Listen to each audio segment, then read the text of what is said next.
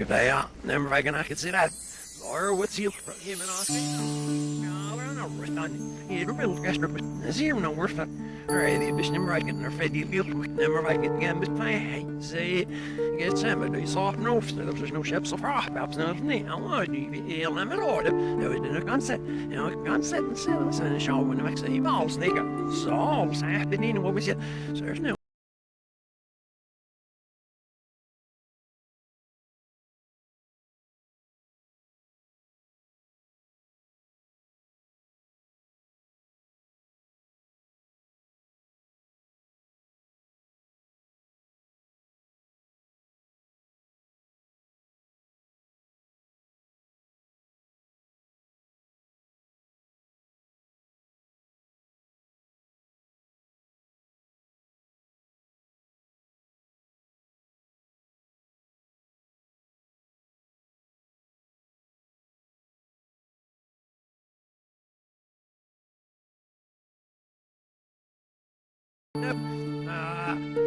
sure, but I know hey, we win. That, yeah, so I don't know. I remember my birthday when I was working. I was here, remember, I'm sure for your name is no one sound shit last night. It's must have been any. I would say the Nick are not sitting on the Eastern name because now, there's just certain on the shimmer fail. Yeah, on the shimmer, biggest money, sure, not good at all. Money. Yes, I was there for the he must have secured that, what's your get how any. So, I have, on this week out here, bad sheriff, the roasted. I ain't going to see yet. Yeah, they allow.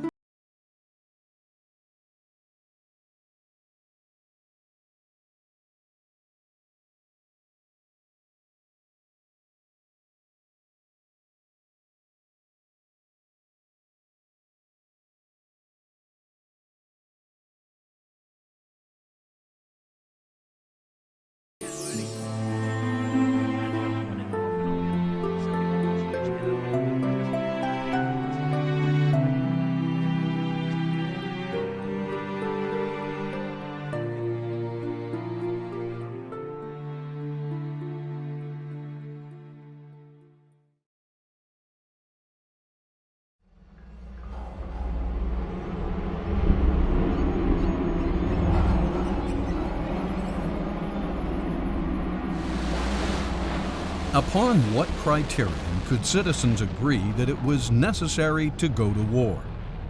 Surely a nation full of citizens with no common values would be confused. They may be totally free, but their confusion will make them short-lived, if not barbaric. And many civilizations prior to the United States were barbaric. That's why the American experiment is so important. That's why the rudiments that made America happen must be preserved. Thus, applying and defending the values implied in the Constitution are, in essence, a matter of survival. For if these factors are dropped out, you get a cruel, chaotic, and revengeful society. Such a society will eventually occupy its time with pleasure-seeking hedonism, material acquisition, and violence-oriented pastimes. Hey, welcome to today's United States. No surprise, the baby boomers are in charge now.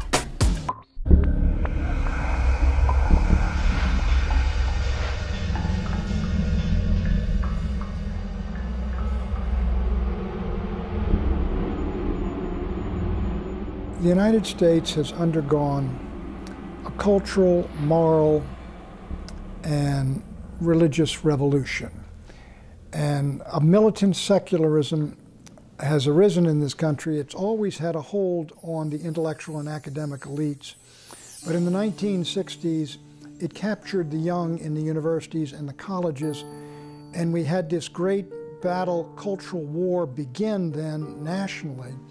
And since then, if you will, secularism has really achieved dominance in the academic community and the intellectual community and the entertainment community in Hollywood, among part of the political community, but not the nation as a whole.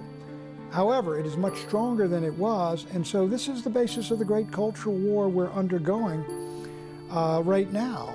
And this militant, it is an anti-Christian, anti-God, anti-traditionalist revolution. It's partly the sexual revolution has a lot to do with it and how people live. And so we are two countries now.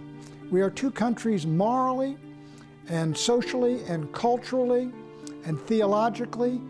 And cultural wars do not lend themselves to peaceful coexistence. One side prevails or the other prevails. And the truth is that while the conservatives, in my judgment, we won the Cold War with political and economic communism, we've lost the cultural war with cultural Marxism, which I think has prevailed pretty much in the United States, or is now the dominant culture, whereas those of us who are traditionalists, we are, if you will, the counterculture. What exactly is cultural Marxism, the dominant culture of today? How did the founders of communism figure out a way to take over our country, not with guns and weapons, but with values and ideas? Let's take a closer look at this and see exactly how it happened. There was a man named Karl Marx. Marx got an idea. His idea was that the workers of the world should unite and rise up to counter an evil foe. That foe being capitalism. Capitalism, the idea that people and private companies should be able to own the means of production and be free to earn and have as much as they wished, was anathema to Marx. Marx felt the state should own the means of production, as well as products produced, and then the state should distribute a fair share of all such products to each and every worker. Thus, in his book, The Communist Manifesto, Karl Marx thundered, "Workers of the world, unite!" Sure that he had a principle to unify all workers in every country, Marx looked forward to eventually taking over the world. Karl Marx believed that you would have a rebellion by the workers against the capitalist system, which would then create a Marxist communist society where you would have dictatorship of the proletariat. Unfortunately, when World War I broke out, the workers of the world did not unite. In fact, the workers united with their respective countries and fought each other. What happened was the Marxists had an enormous disillusionment when the French and the Germans and the British workers all rose up for the fatherland and went to war happily, fighting one another. Marx's idea was a total failure. Workers were more loyal to their respective countries, churches, and cultural values than they were to their counterparts in other countries. They did not want to give up their houses, their cars, their stoves, their products. They did not want to have a classless society. They did not vote, and they didn't even have an overthrow. Some years after Marx failed, several of his disciples got a new idea on how to take over the world. One of his disciples, Antonio Gramsci, while where else but in prison, wrote up a series of plans, now known as the Prison Notebooks. In this plan, Gramsci announced, "The workers of the world will unite only after the Long March is over." The Long March? In other words, they had to get into the culture and change the way of people's thinking. And if people were thinking about patriotism and nation and God and country, that was a mechanism which was too resistant to Marxism. It could never take hold. So you had to erode and destroy that in the individuals. That began what's called the Long March through the institutions, through the seminaries, through the churches, through the media, through Hollywood, and all the rest of it, to create an anti-Christian culture which would destroy the Christian beliefs and convictions in the vast majority of the people, so they would embrace the ideas of Marxism, and they would embrace the ideas that they had rejected, and they would be open to a takeover, basically, by Marxists. Now, not political Marxists, but cultural Marxists. Rather than workers uniting and marching into battle, thus seizing power through force, they would make a long march through the institutions. Institutions like the arts, cinema, theater, literature, schools, college, seminaries, newspapers, magazines. and what is now known as radio, TV, and the mass media. Once this march is over, all the barriers to the acceptance of Marxism will have been quietly and systematically removed. So to get to that point, they said we have to destroy the culture, and what they were talking about was the Christian culture, what we used to call Christendom or Western civilization. If you can break people away from religious affinities, for example, where they would turn to their community, their religious community, for support and help, or they would turn to Scripture for answers to certain perplexing questions. If they have an affinity to their religion, they might say, well, we're not going to go along with government because it's contrary to my religion. So cultural Marxism would attack religion of all kinds. It doesn't make any difference, because there was another place where people could go other than to the government for support and for answers. We, the people, will have thus been indoctrinated or brainwashed into seeing the wisdom of Marxism and the folly of capitalism. Thus, the door to socialism and communism will be open, and the door to a constitutional republic closed, because the success of cultural Marxism means the demise of the U.S. Constitution. The Constitution is a set of principles. It's based ultimately on a moral code, because you go back to the Declaration of Independence. What was the basis for the Declaration of Independence?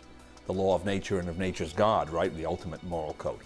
But if you don't follow those principles, if you try, as the expression goes, shave a point off here and there to make a buck, or to be reelected, or if you're a special interest group to get some kind of a government subsidy, then the consequences are going to be in the long run deleterious to society as a whole. And there's the difficulty. There are too many people that are thinking in the short term and not applying these principles, which are designed to give us a long-term stability to this system.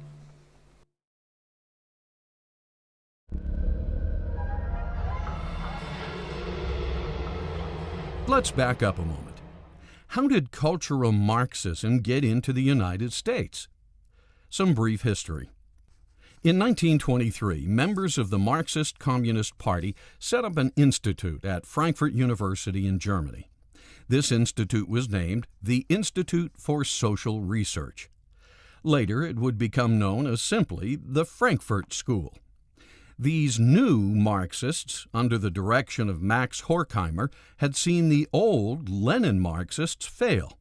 The workers of the world did not unite in World War I. Further, they realized why. Antonio Gramsci, the disciple who wrote the prison notebooks, had it right. Marxism could only flourish after a long march through the cultural institutions. Now the mantra would be, change Western culture, and then the workers will unite. After Marx, there were a group of Marxists who wisely decided that you could bring this collectivist society to a nation through culture as well, by introducing certain values and concepts that would break down the family, for example. If you could somehow break down the family unit so that it was no longer self-sustaining and no longer valued in a society, then that would leave individual members who formerly could turn to the family for support in times of need. They would now be cut loose. They would be without a place to go in times of need. So now they have to turn to the government. But just as the march through the institutions was about to begin, an anti-Marxist, anti-Semitic Adolf Hitler ascended to power, and World War II began. Since the leading lights of the Frankfurt School were Marxist, the school packed up its ideology and fled to America, settling down in New York City with the support of Columbia University. But what exactly is the march, and who was marching? What values has the long march through the institutions rolled over? Let's hear it from some of the Frankfurt School graduates themselves, like George Lukács, Antonio Gramsci, Charles Reich, Herbert Marcuse, Theodor Adorno, Erich Fromm, Wilhelm Reich, and Max Horkheimer. Marx got it all wrong. The workers are not up to being the vanguard of the communist revolution. Let's translate Marxism into cultural terms. And Herbert Marcuse. The West is guilty of genocidal crimes against every civilization and culture it has encountered. America and Western civilization are the world's greatest repositories of racism, sexism, nativism, xenophobia, anti-Semitism, fascism, and Nazism. American society is oppressive, evil, and undeserving of loyalty. Have you ever heard of cultural Marxism? If so, what is it? I'm not familiar completely with Marxism. I have not heard of cultural Marxism. Cultural Marxism? No, I don't even think I know what that kind of talk is gibberish to me. I hate to tell you. It's used in some terms, I think, as a sort of the thing that is almost politically correct from a Marxist standpoint. In other words, from a socialist or communist standpoint. George Lukács.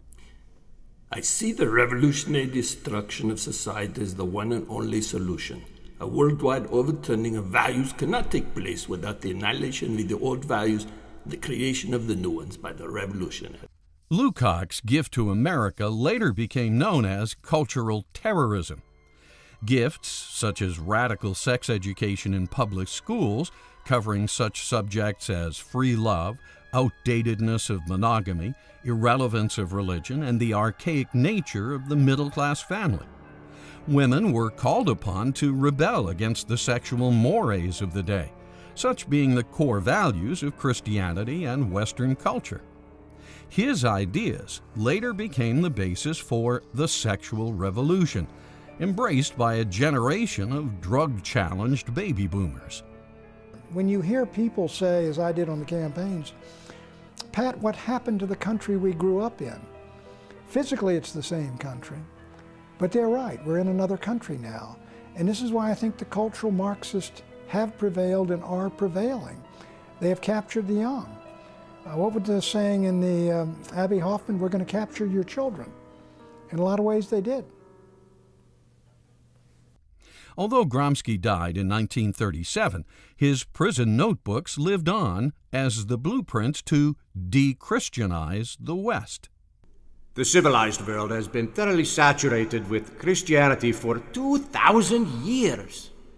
Any country grounded in Judeo-Christian values cannot, therefore, be overthrown until those roots are cut. But to cut the roots, to change culture, a long march through the institutions is necessary. Only then will power fall into our laps like ripened fruit. And the new generation of freedom-loving, authority-challenged baby boomers were quite willing to accept the bait and take a toke. Turn on, tune in, drop out. Yes, our prison planner, Antonio Gramsci, had quite a dream. The only way a Marxist revolution could be successful was if the heat shield of capitalism, Christianity, were first destroyed. Charles Reich. There is a revolution coming. It will not be like revolutions of the past. It will originate with the individual, with culture, and it will change the political structure only as its final act.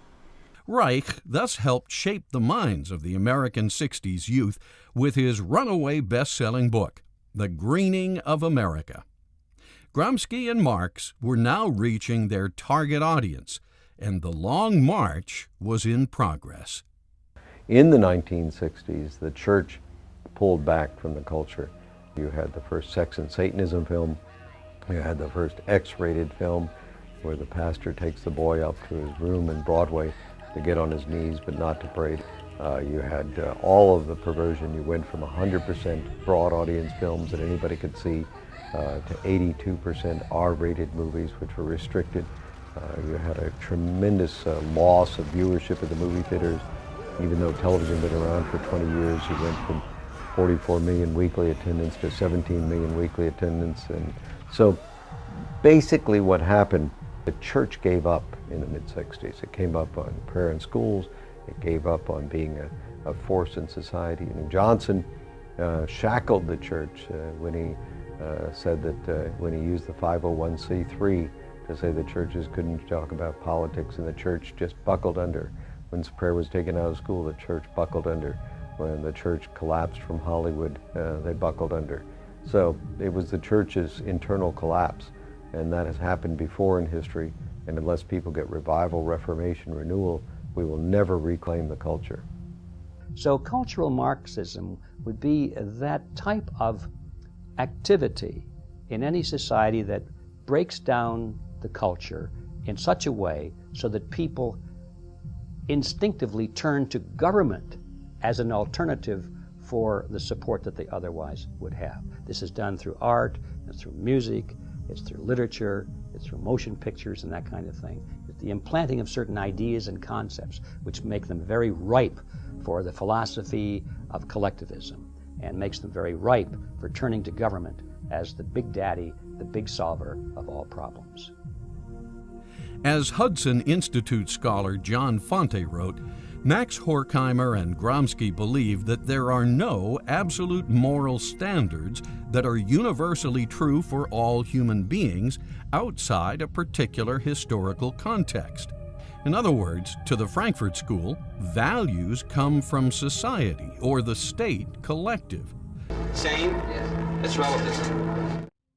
Collectivism implies that if something is important enough, then the state should step in and make sure that everybody conforms, whether they want to or not. So the essence of collectivism in a political sense is that it employs the use of coercion to require people to work together.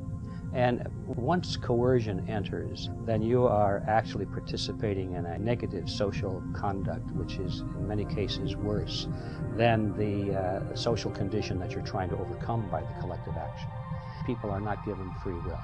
They're required to do this and that because the majority has decided this is for the greater good of the greater number and so forth. Whereas individualism works toward the same goals, but they do so in the environment of freedom. So it's the difference between freedom and coercion.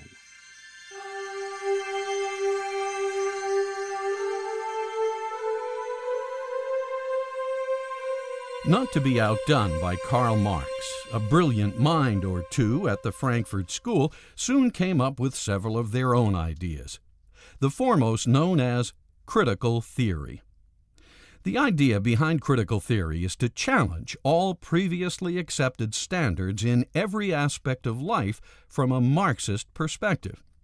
Standards such as Abe Lincoln was honest, home is where the heart is, democracy and capitalism are good, the founders believed in freedom.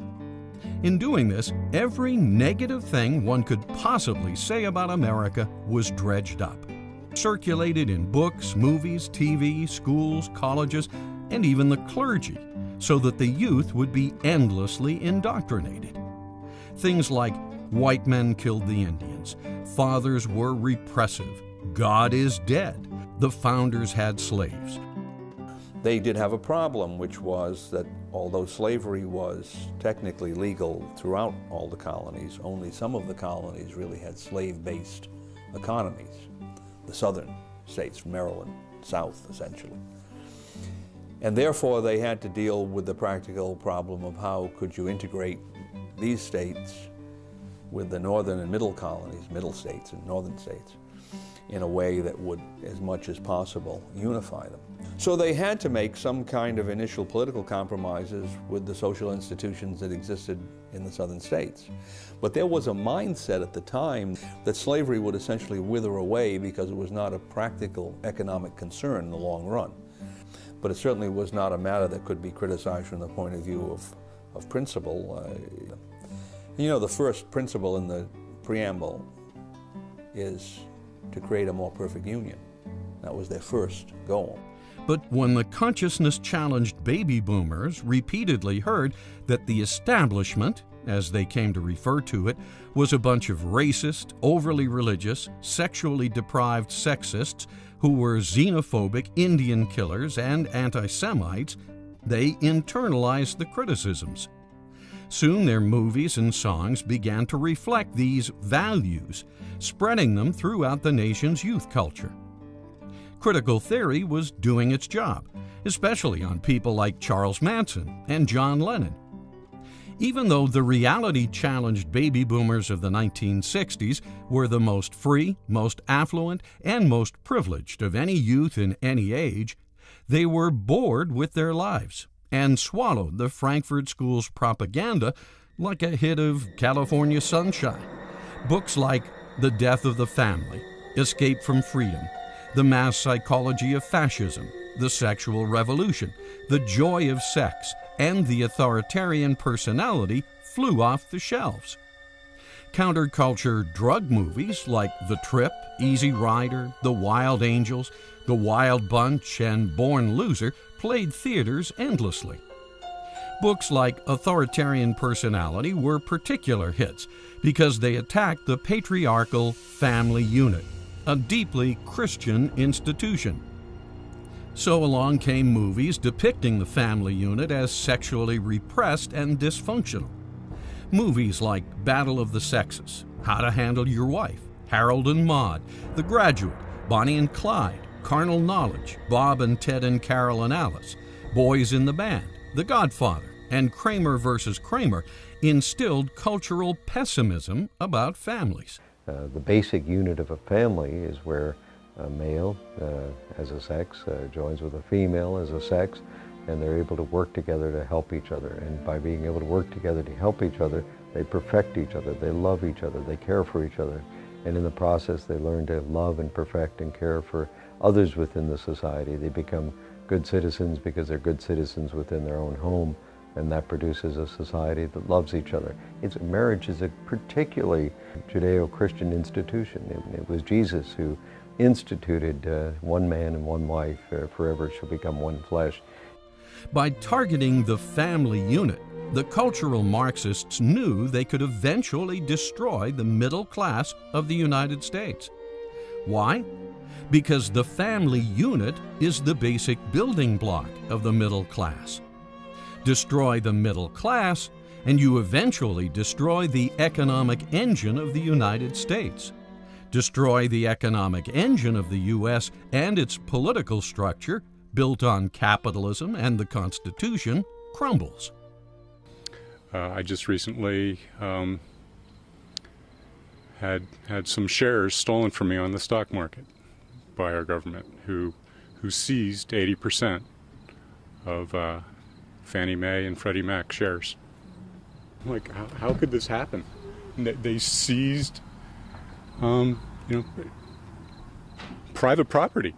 The whole point of a socialistic society is to do four things. Marx talks about destroying the family, 2, destroying property, 3, destroying religion, and 4, destroying the nation. And what you end up with is the gulag, where the whole country becomes the Soviet Union. Yes, critical theory is diabolical genius. The cultural Marxist could accomplish what Marx, Lenin, Trotsky, and Stalin only dreamed of accomplishing. Whereas Lenin, Trotsky, and Stalin took Marx's ideas and delivered the brutal Soviet Union to the world, Gramsci, Lukács, and Marcuse took Marx's ideas and delivered user-friendly cultural Marxism to America. The Supreme Court has been converted into a fighting ally of secularism in the wars against traditionalism in the United States. The Supreme Court has perverted the Constitution. It has usurped power that belongs to the states and imposed secular views and values on the states and on the communities, making decisions that used to be made democratically at the local level. This time it seems Marx won. Today, post-Engel, politically correct baby boomers are so completely immersed in the Frankfurt School's cultural pessimism, they can't see the forest for the trees. They're fish in a bowl of muddy water. They're Neo in the Matrix. They swim in it. They absorb it through every pore of their beingness. Starting in the 1960s, cultural Marxism has woven its values into every American's very existence. Khrushchev was right when he said, "We will bury you."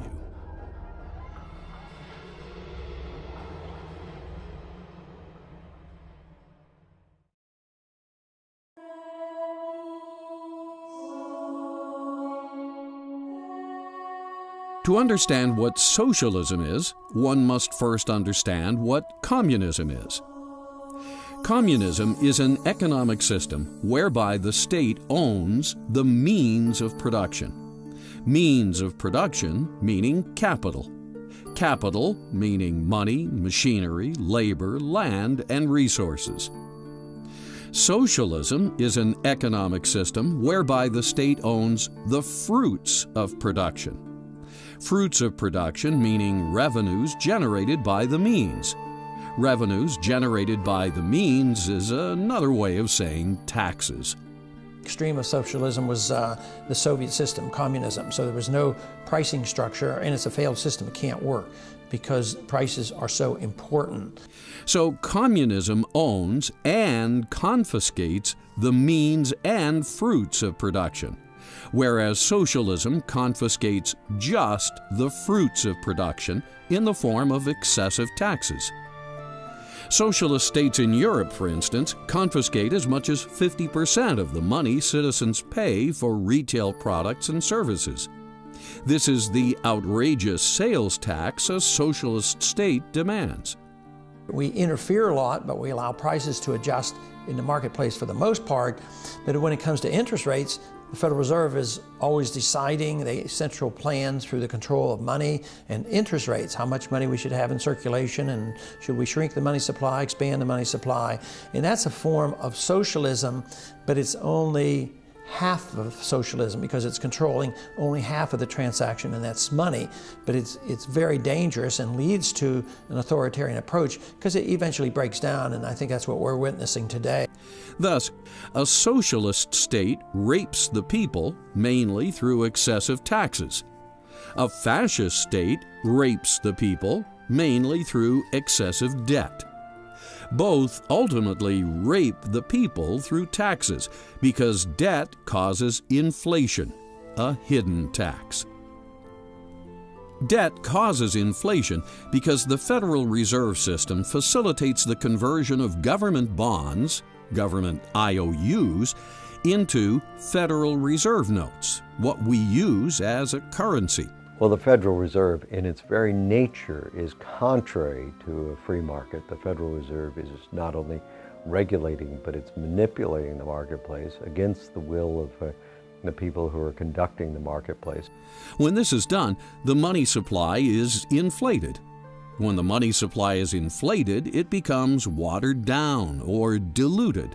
Just like stock, when a corporation authorizes and issues more stock, existing shareholders are diluted. When money is diluted, it has less purchasing power. When it has less purchasing power, prices rise because it takes more Federal Reserve notes to purchase a given product. When prices rise, it has the effect of a tax. Inflation is therefore a hidden tax. If the government can create new money that it doesn't have to tax for, and especially if it can put off the ultimate payment of this into the future through the use of long-term bonds that are the backing for the fiat currency, then we have a government that is essentially out of control to some degree. It can make decisions that are not immediately going to subject the people to pressure.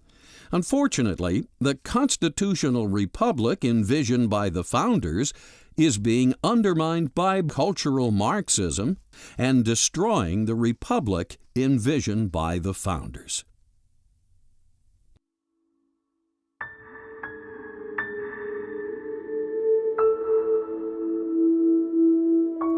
As we have seen, the Constitution gives Congress the power and the responsibility to provide for the general welfare of the nation. So important is the idea of general welfare. This is the only term that is stated twice in the Constitution, once in the preamble and again in Article 1. Unfortunately, a lot of people interpret this term to be a green light for massive social security, the so-called nanny state, which pays for everything and then demands the right to regulate everything.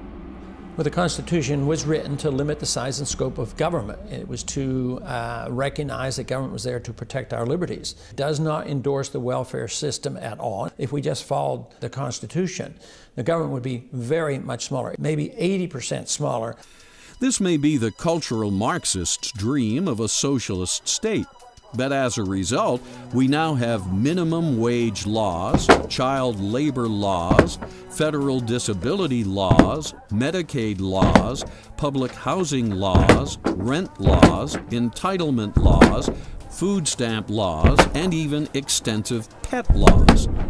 Over 25,000 laws are enacted every year, many by congressmen that have been bought and paid for by multinational corporations, all non-people entities. I hereby declare this to be an unlawful assembly.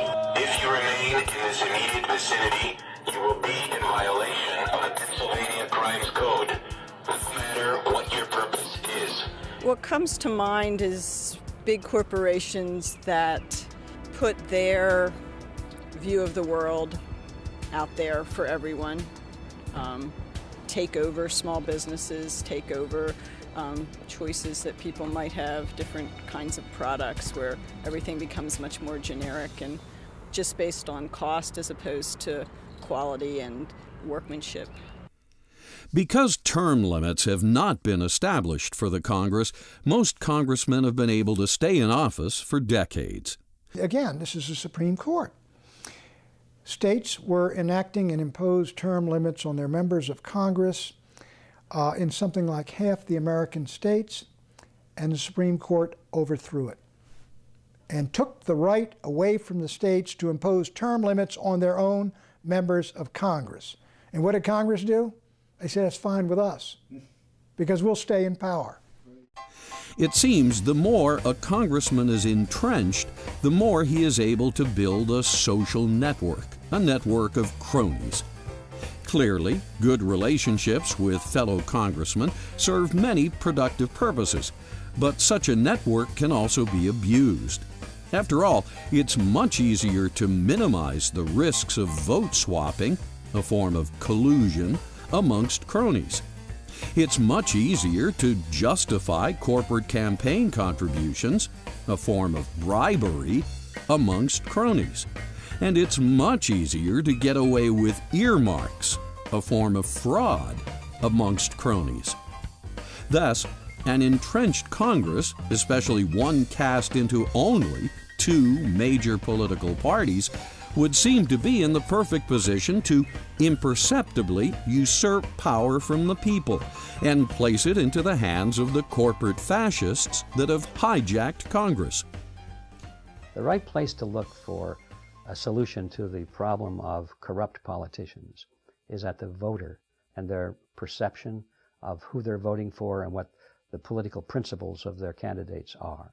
You can bet collusion, bribery, and fraud are not practices the founders envisioned for a more perfect union. So unless I have this view that I need to participate in this system as a self-governing citizen to maintain the integrity of the system will eventually be dominated from the top down by the people who can actually make something from gaming it, as the expression goes.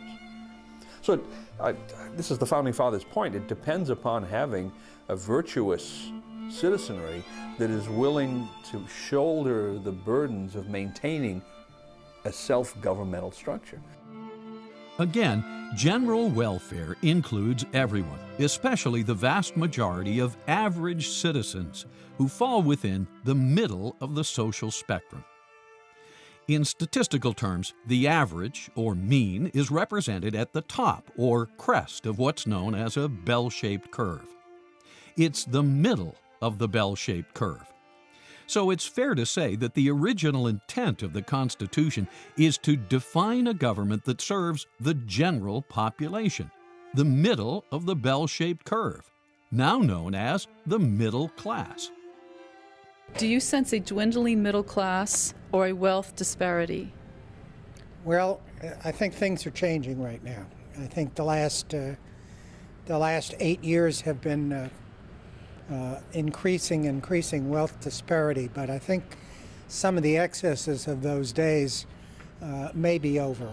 The terms spreading the wealth, redistribution, and wealth disparity are meaningless in an America that truly responds to the original intent of the Constitution. The proper function of government is not to provide, but to protect. Because if you're going to provide for some, you must have the authority and the power to take from others. And once you're in that business of taking from some and giving to others, now you're in the business of redividing the wealth. And that gives you tremendous power over the citizenry. And it always leads to abuse of power and eventually to totalitarian regimes. Many have commented that we now have a monstrous tax system, a system that taxes its citizens far more than citizens of the Boston Tea Party era. If 2 to 3% taxation justified a revolution in 1776, why doesn't 50% and growing justify a revolution? If a few little excise taxes on pieces of paper and tea justified open lawlessness from these rebels that we're all celebrating, why don't the myriad of incomprehensible, unavoidable, crushing taxes, state, local, and federal, why don't they justify a revolution today? Our government not only taxes us at every transaction, it's in our faces at every turn, endlessly regulating what we can and cannot do. All these regulating laws and their expensive enforcement programs are turning us into a police state. Anyone who goes not through the area is subject to arrest. You have people like us. You have brothers, sisters, mothers, uncles. We're all family. Why harm your own brothers and sisters standing here today who peacefully want to assemble? Why? Why turn that sound weapon on us? We have done nothing wrong. We have not broken any laws. We mean no harm to you. We don't want to hurt you. We don't want to attack you. We want to stand here as Americans because we know our founding fathers died for this very right to stand here. We are the policemen of the world. So instead of a government now that occupies so many other countries, and we have 700 bases overseas, that wouldn't happen if we had the proper size government. Over 50% of U.S. citizens now work for the government at either the federal, state, or local level. Obey your orders! Understand the orders you are taking right now are unconstitutional. Yes. Understand right now what you guys are doing here today will play effect throughout history.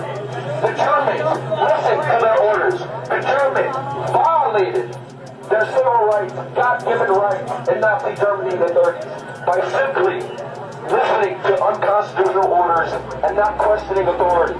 We are here because we mean no harm to you.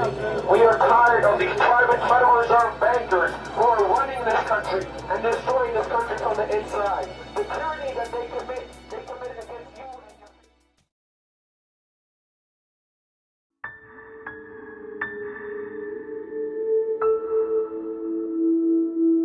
The nefarious genius of cultural Marxist strategy is to destroy the family unit by promoting what's known in the field of botany as androgyny. From the American College Dictionary, androgyny means, quote, having staminate and pistillate flowers in the same inflorescence, being both male and female, hermaphroditic, end quote. Translated into cultural Marxist strategy, this means making the father and mother of a family the same, and or reversing their roles. How is this done? Well, it starts with invalidation. hate this house and I don't want to be here anymore. As previously discussed, one of the key technologies of the Frankfurt School is critical theory. Recall the purpose of critical theory is to instill cultural pessimism. Thus, by endlessly portraying fathers as dominant, restrictive, depersonalized, and controlling, the cultural Marxist is able to invalidate the male component of the family unit. Concomitant with this, by endlessly portraying mothers as schizophrenic, nagging, anxious, the cultural Marxist is able to invalidate the female component of the family unit. This two-punch invalidation, endlessly repeated in the general literature, movies, and media, gives rise to a pessimistic attitude towards the traditional family. After time, this pessimism becomes imbued into the culture.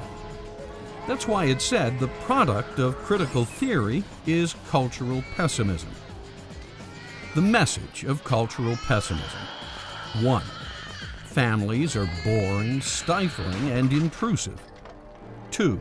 Mothers and fathers suck. 3. Divorce is therefore understandable and justified. With divorce made understandable and justified, even laughingly made easy by calling it no fault, 1 out of 2 nuclear families now disintegrate into chaos. Most contracts, the court system tries to sustain the contract. If you and I are doing business together and they're trying to protect that contract because the contract was entered into in good faith for good principles. However, although the marriage might have been entered into in good faith, by breaking that, they can put a lot of people to work. Not only the marital courts can go to work, there are also the social workers that go to work. There's also a whole team of people, including the IRS, who prey off of them. And one court in Massachusetts says, we're going to bring this father to his knees and take all of his money from him. So there's a whole movement by the courts to make money off the dissolution of marriage. After the mother and the father are finally done arguing or negotiating over custody of the children and possession of the assets, 2 new family homes are usually established. He lives here and she lives there. Each new household economy now has to have a redundant, otherwise superfluous set of rent or mortgage payments, energy and utility demands, and household furnishings and accoutrements. Extensive and complex scheduling of child visitation then must be established. If the divorce was acrimonious and/or the children were traumatized by it, and most are, both parents vie for the children's attention and visitation. As they do this, knowingly or unknowingly, they spoil the children with unending material gifts, junk food, sugar, unearned validation, and parental supervision so lenient it borders on gross negligence. Divorce is dreadful for children. And now you have some families, probably the weakest and the poorest, mostly black families, that are now over 50 and even 60% in divorce, which is critical for the children. But worst of all, children are usually shipped off to daycare centers and/or public schools, where they are then handled like animals in captivity. Now we're talking about a school system that's teaching values that's determined not by the parents, not even by the teachers, but by the political groups that provide the funding, the politicians, the bureaucrats, the think tanks, all these invisible structures above. Now, those are the people who are determining the values that are being taught in our schools. The profligate cultural Marxist society that causes and tolerates this then imposes pharmaceutical drugs on these children. Certainly the arts have always had a tendency to promote license instead of liberty. The difference between license means that I can do anything, even if it's destructive of other people and of myself. I can take drugs until I OD. I can hurt other people and hurt their children and families. License is something that is selfishness rules. With liberty, what rules is the freedom to be responsible, the freedom to live a decent life, the freedom to love others, the freedom to give. It's like the difference between love and lust. And unfortunately, often the principle of love is replaced in the media with the principle of lust. And the lust principle produces media that's constantly pushing the envelope. Almost every movie that Hollywood puts out today must depict characters with at least one of the following attributes. 1. The protagonist and/or the antagonist are divorced. 2. The female is portrayed as dominant, controlling, violent, and/or one-up on men. 3. The male is portrayed as aloof, feminine, overly sensitive, and/or cheating. 4. Somewhere in the family, at least one of its immediate members must be a lesbian, gay, bisexual, or a women's liber. Often, attributes are mixed in various proportions, and even mixed with a touch of schizophrenia, as males and females swap roles in fluorescence. Same-sex marriage does not give you the balance of having a mother and a father so that you can learn different skills from them and you learn different personality types from them. By abolishing that, children are adrift. Through endless repetition and media dissemination, androgynous elements are institutionalized as legitimate and eventually normal. Cultural pessimism has been taken to a whole new level. Complete tolerance for dysfunctional social structures and inefficient economic units. Proof that Christian values do not work. Schools should be completely operated by parents. They should be in control, and therefore the parents can determine what values are taught to the students. If the school doesn't teach the values that that parent wants taught to their children, then they can take the child out of that school and put him in another school which does teach those values. The Supreme Court has been converted into a fighting ally of secularism in the wars against traditionalism in the United States. With the success of cultural Marxism, hundreds of millions of nuclear families have been destroyed since 1965. This has contributed to or caused the decline of the middle class. Next will be the destruction of American capitalism, unless the effects of cultural Marxism are recognized and handled.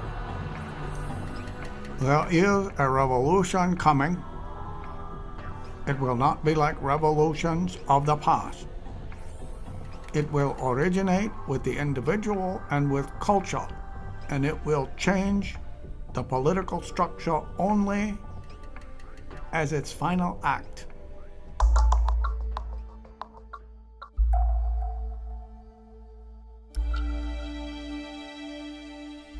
Before the Romans crashed and burned, they had gone down the same road, only they called their social security bread and circuses. Bread and circuses will eventually crash the U.S. empire as well, if we interpret the term general welfare in the Constitution as an invitation for social security. General is the problem. What did the Founding Fathers intend when they wrote those words? General welfare has been debated since the Constitution itself. Many of the founders were concerned that general welfare would be taken in the wrong sense, that it would be used to apply for, as we've done it today, as Hamilton wanted us to do it, to give the government license to do whatever it wanted and just to grab power. The founders knew that Rome, and every society since the beginning of time, had poor, sick, and unfortunates, and many of these societies tried to help. For instance, in 1597, England had the Elizabethan Poor Laws enacted to provide what were known as the 7 corporeal works of mercy. These works were to feed the hungry, give drink to the thirsty, welcome the stranger, clothe the naked, attend the sick, visit the prisoner, and bury the dead. But is this how you really promote the general welfare, the founders asked? You're talking to someone about a free society, and they say to you, as they always do, what about the poor? Oh, the poor. What are we going to do about the poor if there's no welfare state? The poor that die in the streets and this and that, right? A perfectly valid objection, and we all generally have this tendency. What do? We run out and we research, and we become the human Wikipedia talking point planet of infinite facts, and we try and give everybody statistics, and we give everybody historical examples, and we say, well, there was these friendly societies in the 1920s, and the fact that I find useful is the number of poor people that after the Second World War was declining 1% a year because of the free market. When the welfare state came in, it stopped declining and stayed steady, which is exactly what you would expect. If you subsidize something, you increase its prevalence, and you subsidize poverty, you get more. Give a man a fish, and you feed him for a day. Teach him how to fish, and you feed him for life. The founders were teachers. Their original intent was to set up a system that created fishermen. The Constitution means what the founders intended it to mean. Otherwise, it means nothing. If you want to have the Constitution mean what modern politicians think it should mean, then you don't need a Constitution. In fact, you're better off without one. Just say, what do the modern politicians want us to do today?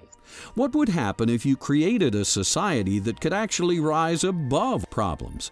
A society where the government gently facilitated a free and prosperous citizenry. A citizenry so successful there were no hungry, there were no sick or poor, there were no criminals. You could take the Department of Education, the Department of Housing, and any number of these national departments and defund them to zero and send out the funds to the states in block grants, which would eventually go down to zero, and get rid of most of the federal government. The federal government still has a responsibility of national defense. The Justice Department's needed, the State Department's needed, the Treasury Department are needed, but many of those other departments should be defunded rather than have the politics of the federal government imposed upon the nation.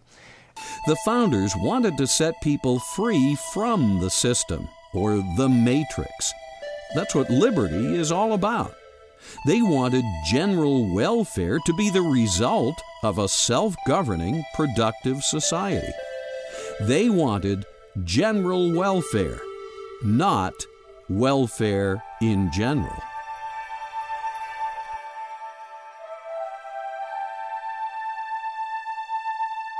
Today, the U.S. currency is backed by nothing but debt in the form of U.S. bonds.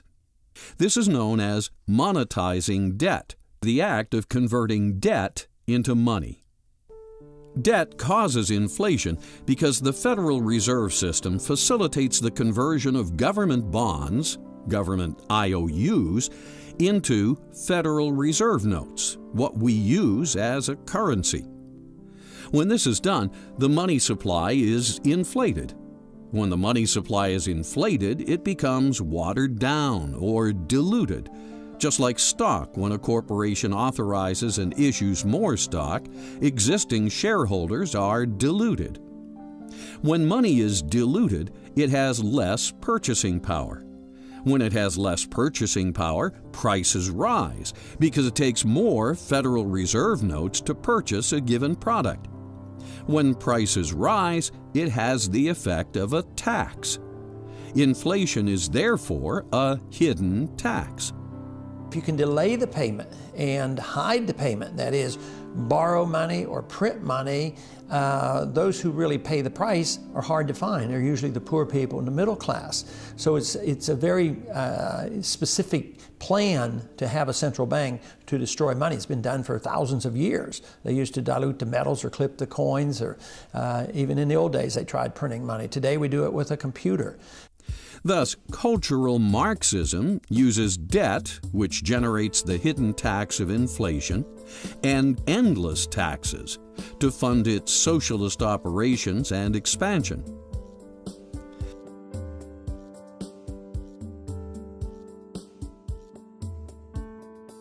As far as fractional reserve banking is concerned, that's a problem of fraud.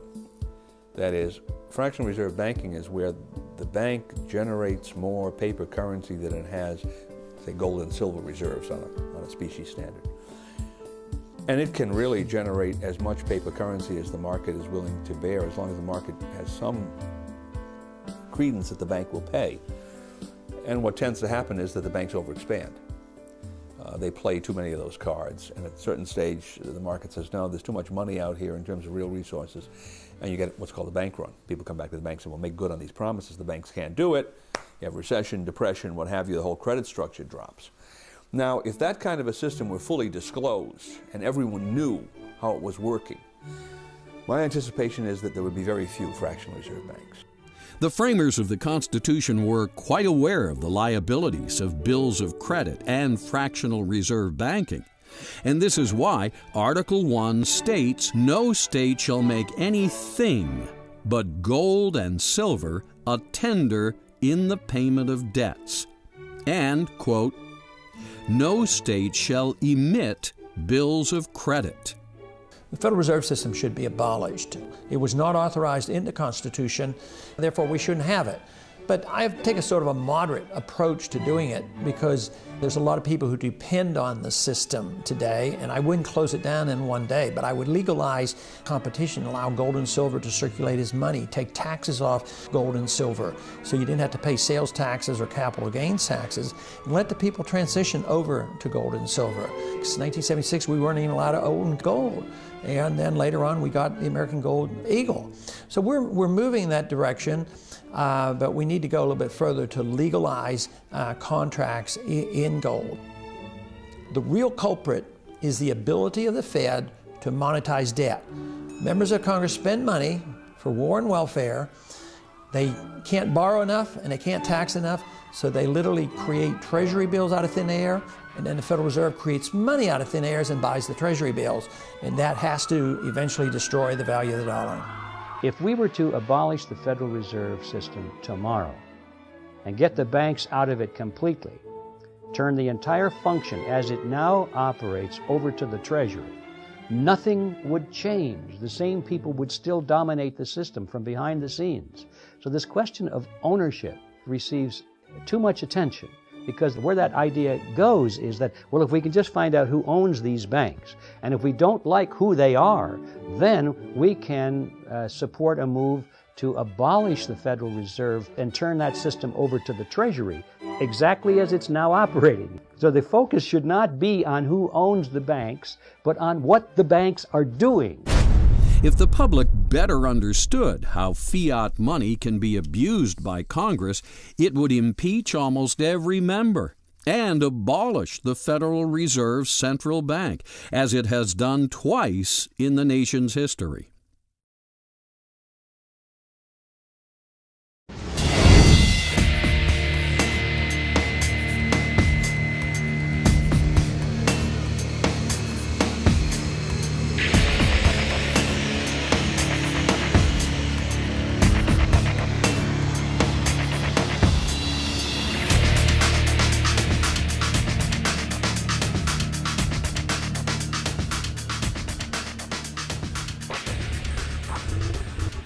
Like the Federal Reserve System, the Congress has been further distorting the letter of its constitutional responsibilities by delegating its power to declare war to another entity, in this case, the President. One of the great problems the country faces is the cowardice of the Congress of the United States as an institution. It has allowed the President to usurp the war-making power. Where does Congress get authority to delegate the responsibility to declare war to the President? It's not in the Constitution. This delegation sounds more like an evasion of responsibility for political expediency than the original intent of the founders. It has resigned its authority. It is frightened of exercising its authority. It does not want responsibility. It does not want accountability. Article 1, Section 8 clearly states, Congress shall have power to declare war, to raise and support armies, to provide and maintain a navy, to provide for calling forth the militia. People such as George Washington, Nathaniel Greene, the leaders of the of the Army didn't think much of the militia. The militia came for 30, 60, 90, 180 days, and then when their enlistment time ran out, they went home. They didn't have to stay. They came with sort of an oddment of firearms. Typically, they were firearms that didn't entirely fit the Army pattern. They had different calibers, logistics problems arose. The men weren't clearly not as well trained as the regular soldiers. They had a tendency to break when the British charged them with bayonets, for instance. So people like Washington, who was obviously very influential at the time, didn't have a particularly good word to say about the militia. So one would have thought when the Constitution was drafted, the Founding Fathers would have left the militia out. We don't need this. Hadn't proven to be that effective. Or they might have said, well, Congress or the states can set up a militia if they want to, but it's discretionary. Depends on circumstances. They did the exact opposite. They recognized the existence of what they called the militia of the several states at the time. It's constitutionally recognized. And then the Second Amendment comes along and says it's necessary to the security of a free state.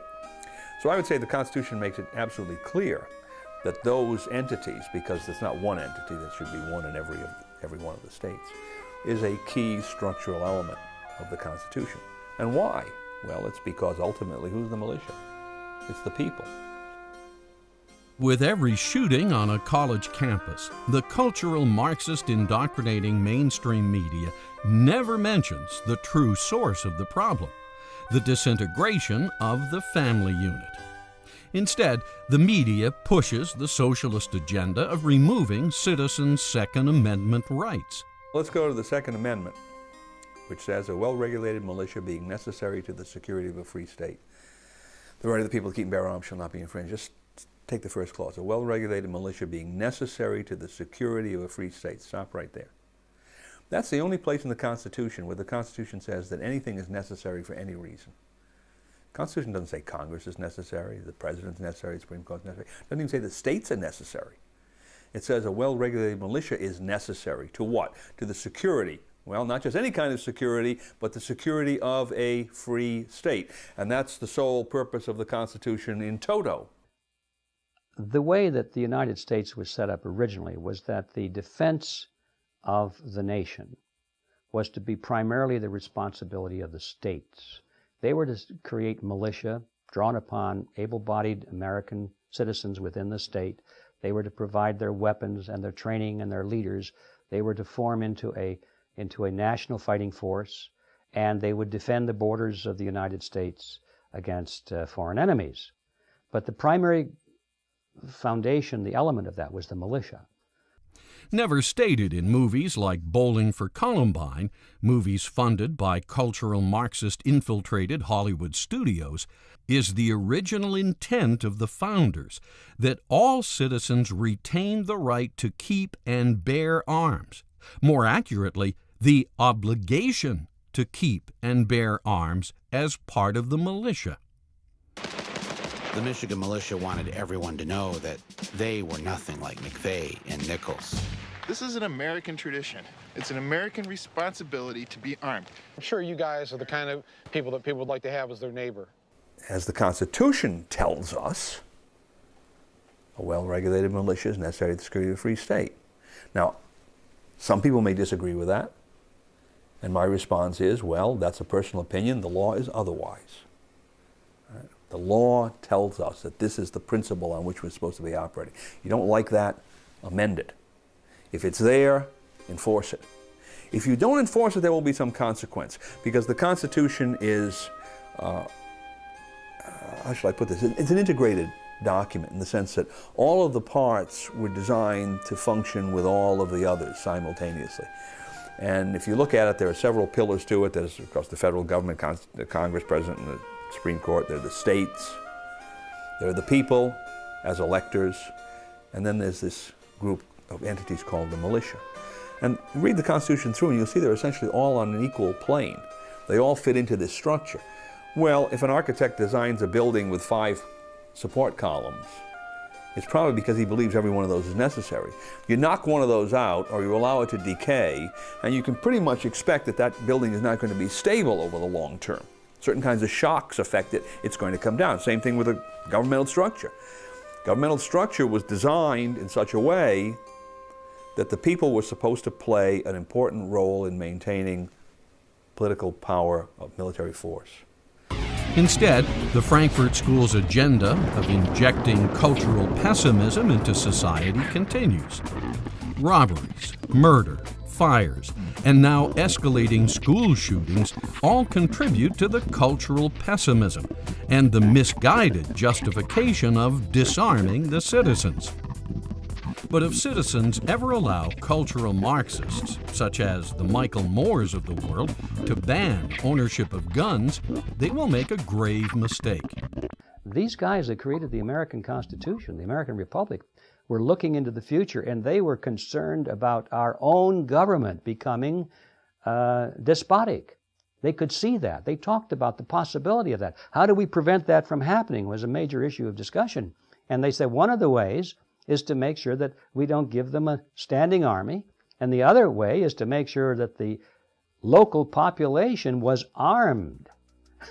Because if you've got every man, able-bodied man in the country, and women too, armed and knowing how to use a weapon and under training and with their local squad leaders and so forth, their own commanders, there's no government that's in the United States that's going to turn against them. So they were very wise. And today, people laugh at that concept, but now that we're losing our liberties, I think the laughter is dying down pretty rapidly. By order of the City of Pittsburgh Chief Police, I hereby declare this to be an unlawful assembly. I order all those assembled to immediately disperse. You must leave the immediate vicinity.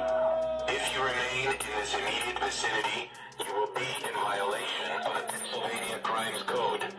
If you do not disperse, you may be arrested and/or subject to other police action. I order all those assembled to immediately disperse. You must leave the immediate vicinity.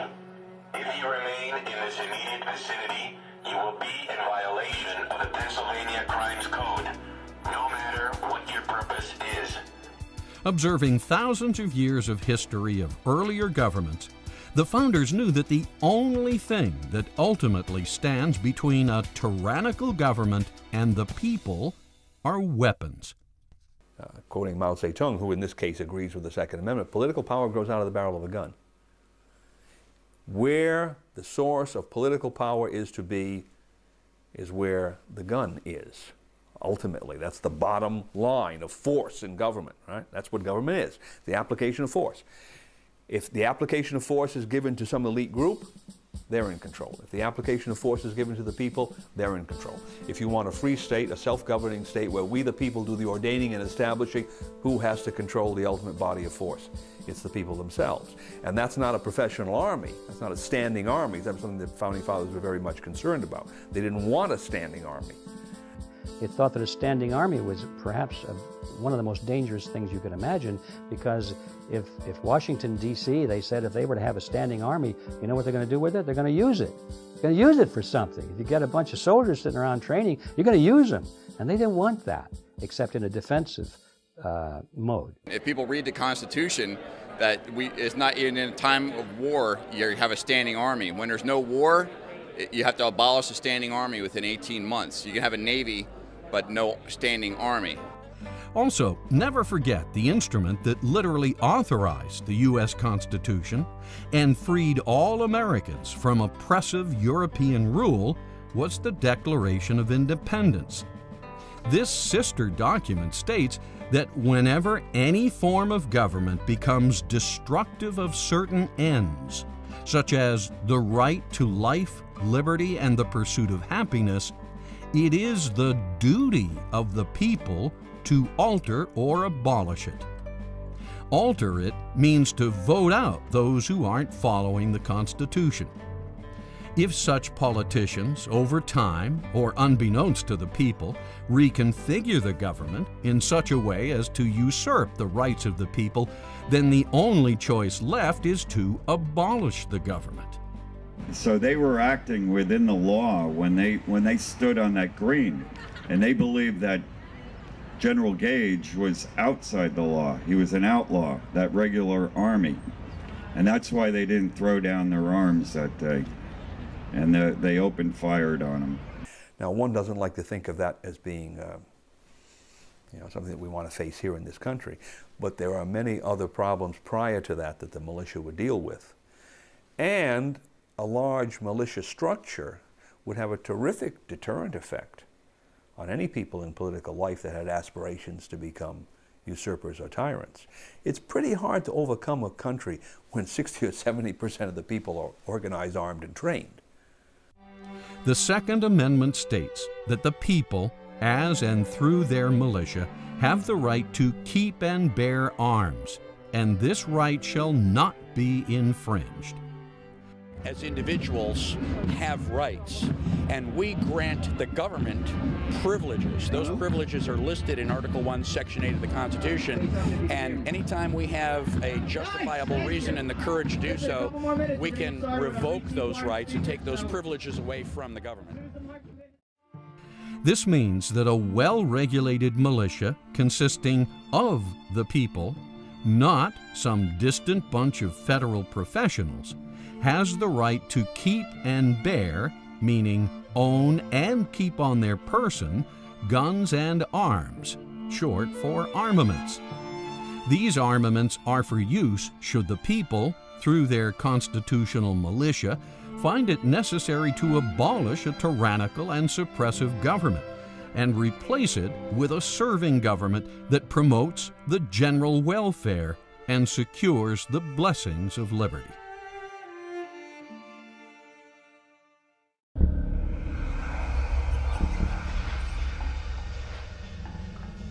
Unfortunately, negative influences have crept in. Not only has the cultural pessimism and the parade through the institutions attacked America's culture, but our banking system has been hit as well. The Federal Reserve, set up by banking architect Paul Warburg, is a European-style central bank, complete with all the inherent problems of the old world. Banking principles diametrically opposed by the founders.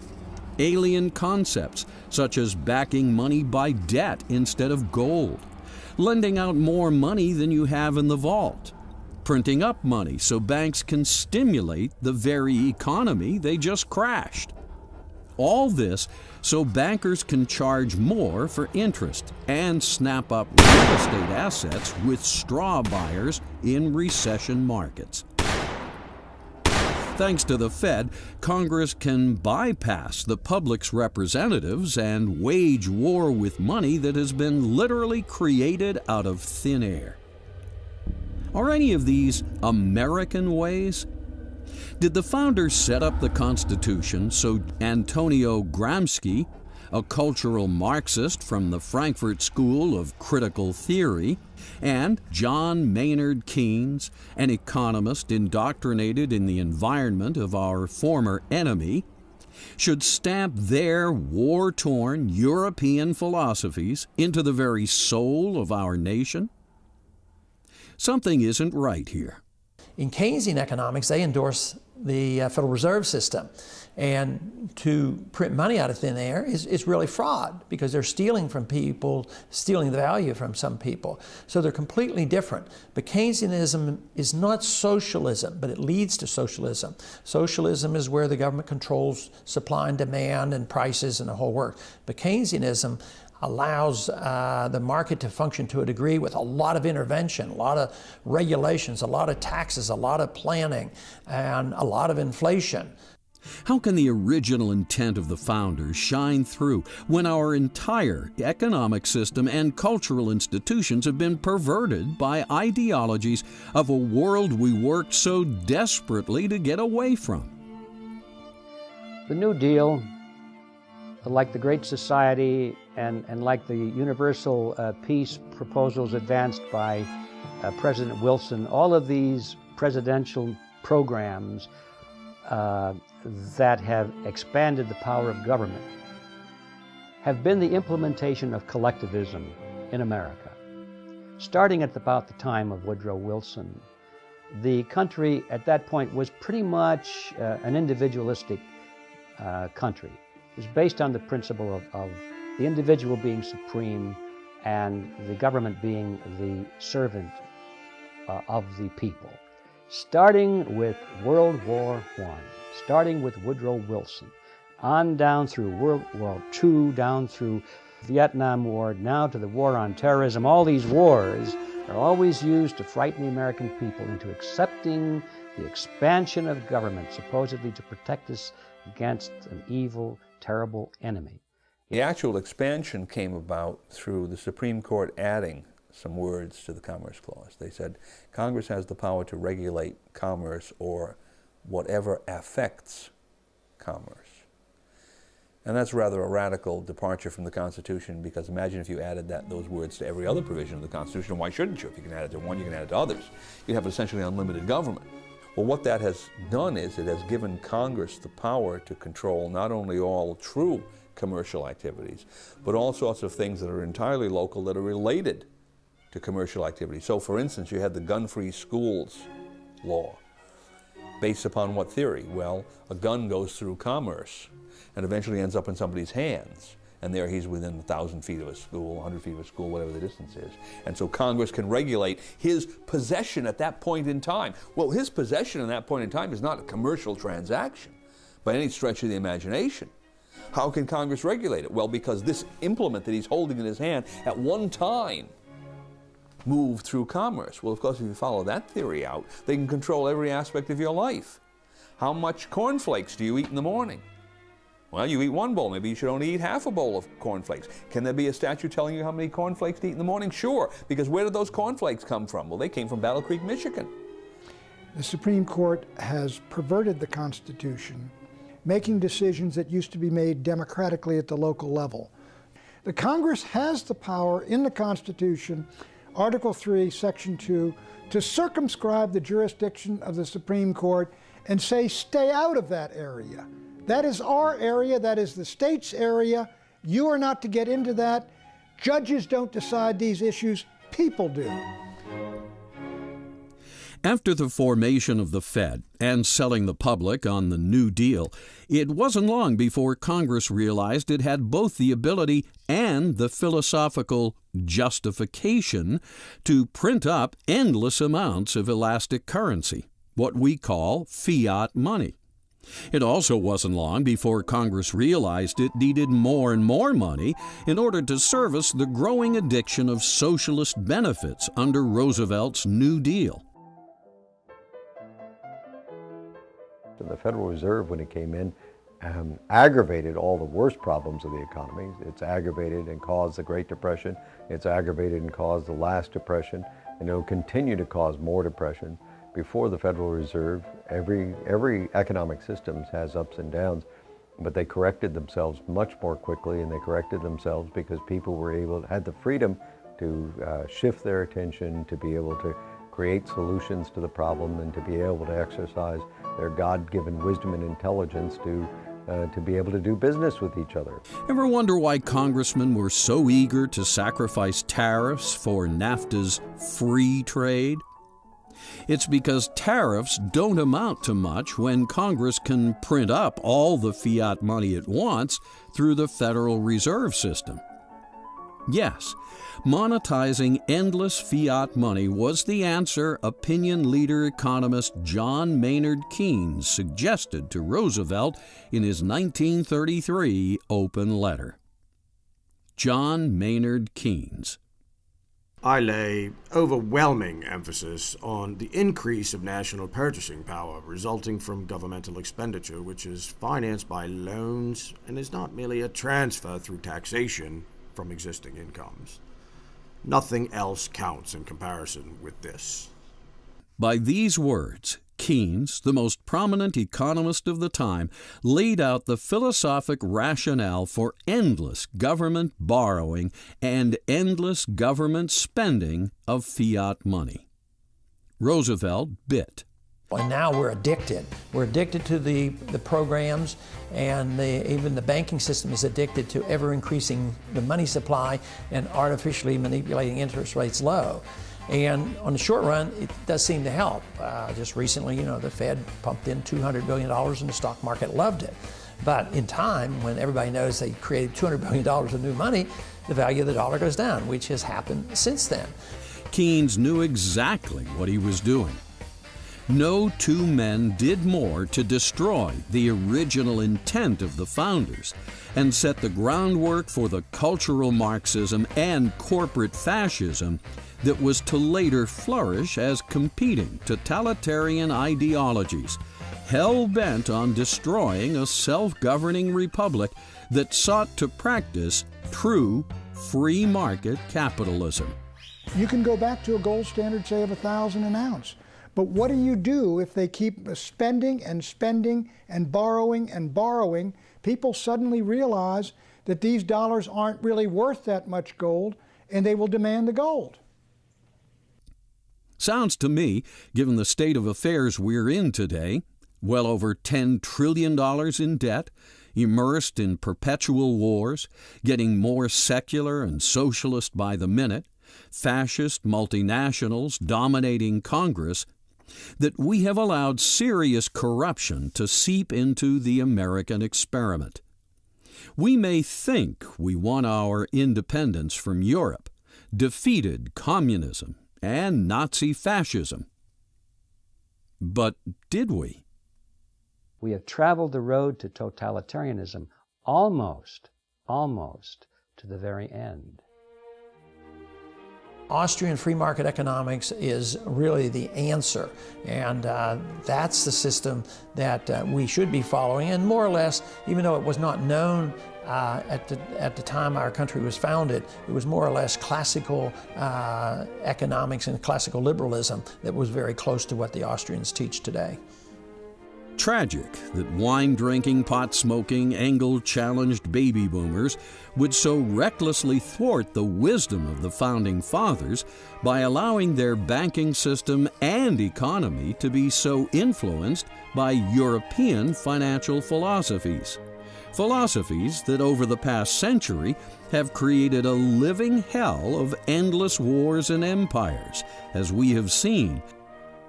The intent of the founders was to establish a nation that was different from the ways of Europe, and they did. The United States is different. Not only that, contrary to the propaganda originated by critical theory, it's the greatest nation that has ever existed. America is not a universal nation or a multicultural nation, as CFR globalists writing in Foreign Affairs would have reality-challenged baby boomers believe. It's a distinct nation, distinct with its own language, laws, history, and cultural background. We are different from the rest of the world. Yes, we even drive on the right side of the road because Europeans drive on the left.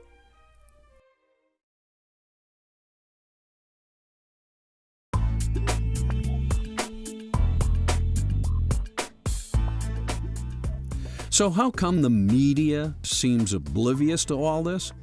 The media that's looking out for the folks never discusses fiat currency, cultural Marxism, media consolidation, Keynesian economics, NAFTA, GATT, WTO, or multinational corporations in any sort of critical way? How come the mainstream media downplays people who protest against free trade, the World Trade Organization, or call for protective tariffs? We do a detailed economic study of the box office called our Report to the Entertainment Industry, where we get the studio heads to come. And the studio heads have been moving toward more movies with faith and values. Every one of the 6 major studios have started a division to do movies with faith and values. Where the most erosion of values and the greatest attack on values is occurring is the independent film market. Independent films, you tend to have a lot of anti-American films, a lot of anti-faith and values, a lot of anti-Christian films, and they do not do well at the box office. Within the television industry, you find more of an attack on faith and values, mainly because the television industry is not focused on the vote. You see, in movies, each person votes for their movie. They know that they have to appeal to who's going to vote for them at the box office. You have to separate out the movie industry, which seems to be moving counter to much of the other media. How come the mainstream media acts as an apologist for multinational corporations and fails to take a deep look at the endless expansion of government or its secret partnerships with members of the military-industrial banking complex? Instead, all we see is endless programs threatening the world with U.S. military might. Blonde, aggressive women with plastic breasts, and endless TV spots offering insomniacs pills to cure their cheese and dairy product challenged stomachs. Seems to me, to get away with all this cultural Marxist propaganda, the media must be in on the deal, systematically avoiding certain issues, narrowing the spectrum of speech, redefining words, spinning events, and ignoring, invalidating, and/or blackballing any author, filmmaker, or candidate that speaks the truth.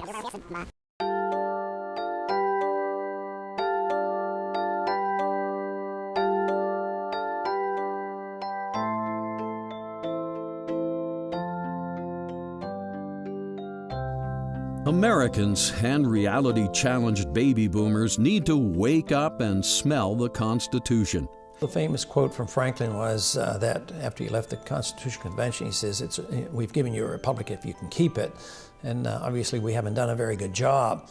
I think if people want to live in a democracy or a republic such as ours, then they're more than free to do so, and we should lead by example, not by force. Citizens need to get familiar with the original intent of the founders and realize that the forces of cultural Marxism have been raping and pillaging the United States for decades. But to realize the dream and keep this magnificent republic alive, all Americans need to do is take 3 steps. 1. Disconnect from all sources of cultural Marxist propaganda, media, and lifestyles. 2. Don't patronize the largest Fed member banks and fascist multinational corporations. 3. Connect up with the original intent of the founders and get active applying the U.S. Constitution. Americans and history-challenged baby boomers should understand what it means to be a self-governing nation. They need to understand the Constitution from a philosophical point of view, not just a mechanical point of view. Why were certain things emphasized and others not? Why is a well-regulated militia necessary to the security of a free state? Why is the term general welfare the only term that appears twice? What principles lay behind the Constitution and why? If citizens better understood these things, they would be able to go about their lives with a greater appreciation of the rare opportunity they have been given to live in the American experiment. Instead of pessimism, they would have the realization that America has just begun, that the future will be even more incredible than anyone imagined. Take 3 steps and it will happen. Yes, the cultural Marxists in the media and the universities will scream and dramatize. Yes, there will be a percentage of religious fanatics that attack the United States or hate us because we flourish and prosper. And yes, there will always be secular robots and iconoclasts that hate traditional values and deny America was populated by Christians or influenced by biblical principles. But the founders somehow knew all this, for they had studied thousands of years of history and countless failed civilizations. From these lessons, they built the Constitution of the United States, and this document has succeeded as no other. The blueprint for the longest-standing republic in history is in your hands. Eventually, even the cultural Marxists, the corporate fascists, the Islamic terrorists, and our current special interest-dominated Congress will see the light and become part of the general welfare. In the meantime, don't give liberty-challenged members of society the power to enslave us all, just because a relative few have so little faith in the original intent of the founders and the United States Constitution. The Constitution of the United States represents no threat whatsoever to our form of government.